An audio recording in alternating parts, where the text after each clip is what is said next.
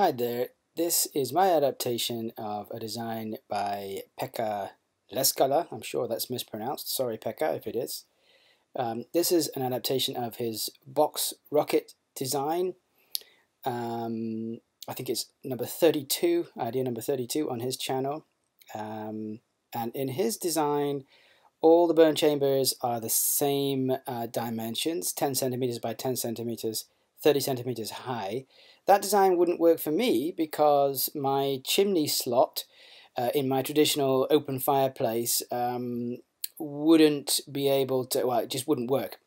So, at least at the scale that I wanted to build it, it wouldn't work. So I have adapted the design to enable me to use a 15 centimeter diameter flue pipe. So I've designed it so that the chambers have a cross-sectional area to match, 26 centimeters by 6 centimeters, which you can see in this drawing here. And that configuration means that I can have a wide, but not very deep, wide in one dimension and narrow in another dimension, a wide flat sort of a rectangle chimney connection, which has a similar cross-sectional area, as I say, to 150 mil diameter flue pipe.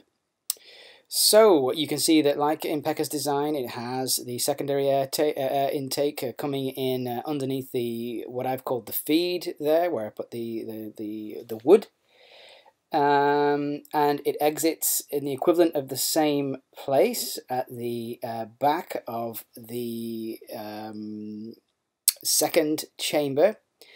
And I've added a couple more burn chambers to try and maximize the amount of time that the flames and the hot gases are hanging around before they go up the chimney. As you will see, this may have proven to be a mistake. There's a kind of test video after this, which isn't actually a fair test because the stove isn't assembled properly, and there's actually a big gap, a big air gap in the front where there isn't in the finished design. So it's sort of something of nothing, the test. Anyways, have a look at it and see what you think.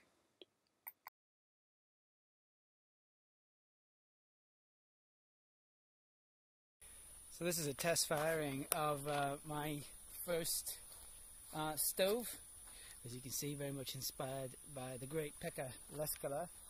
This has just been loosely assembled. If I get in close, you can see there's lots of gaps all over the place. This here is just a temporary measure on the front. You can see it's not going to do much to stop the draft down there, but it will help. There'll be a proper door there. This is my adaptation to my chimney. This is an ordinary sort of fireplace, open fireplace with a wide slot. So it's not really designed for wood stove. So that's why I've got this wide, narrow chimney. So anyway, I'm gonna fire it up in a minute. Let's see what happens. Alright, so here it is. This is a couple of minutes into the burn. You can see there's quite a lot of smoke coming out of the top, at the front of the oven there. This isn't really a fair test, as I say, because this is not the way the fire is supposed to be. It's supposed to have a secondary air intake just at the bottom here. Maybe if I come around here, you'll see the slot. It is this slot just here. So of course the fire is really not behaving anything like I had intended it to, partly as a result of that, I would think. But if any of you guys out there can see, as you can see, that is not a strong burn now. So back to the drawing board. I'm sure I'll have some comments from you guys. Yeah, maybe when I put that front door on, things will improve.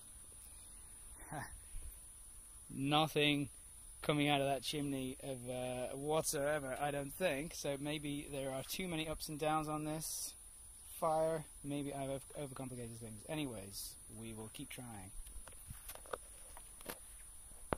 can see now this stove, this backwards rocket stove, I think that's what's happening, has more downdraft coming in from the chimney than it does into the front of the fire.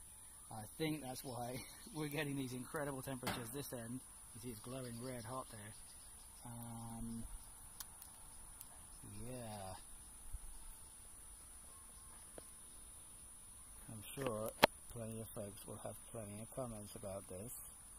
As I say, this glowing area down here would be where the draw for the clean out would go across, so that wouldn't be drawing air in. And the secondary air intake, you can see is underneath there. You just about make it out across the bottom there.